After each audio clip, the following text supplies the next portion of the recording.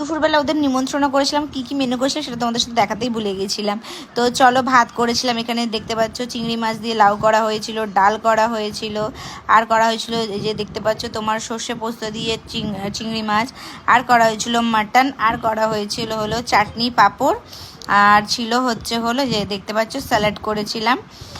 বাকি রান্নাগুলো তো মাই করেছিল, স্যালাড আর কিছু কিছু জিনিস আমি ভাজাভুজিগুলো যেমন আমি করেছিলাম, ও ভাজাভুজিটাও করেছিলাম, সেটা তোমাদের সাথে শেয়ার করা হয়নি। তো দেখো ভাজাভুজিটা আমি হচ্ছিলো এখানেই করেছিলাম, এই যে ওদের জন্য একটু আলু ভাজা আর হচ্ছিলো বেগুন ভাজা করেছিলাম।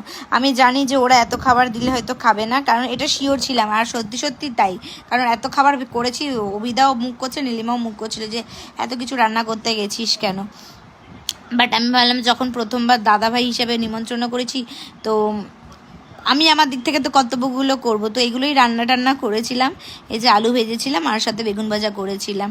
তো এটাই ছিল ওদের জন্য দুপুরবেলার আয়োজন।